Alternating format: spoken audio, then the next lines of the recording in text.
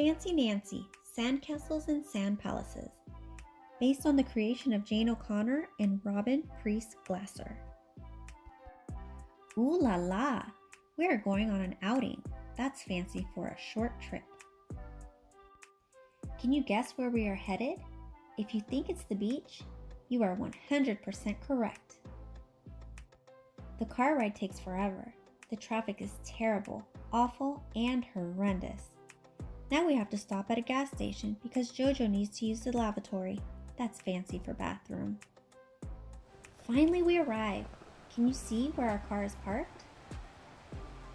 Right away we run down to the ocean and frolic in the waves. Frolic is fancy for jumping around and having fun. Then it's time for refreshments. Why does everything taste better at the beach? Maybe it's because of the salty air. Now we get down to serious business, building the fanciest sandcastle ever. My mom shows us how to decorate the towers. You hold wet sand in your fist and let it dribble out from the bottom. Voila! Doesn't it look gorgeous? We decorate the walls with shells. Check it out, Bree says, and giggles. My shell is crawling away. We dig a moat all the way around the castle. This isn't a sandcastle, I say. It's a sand palace.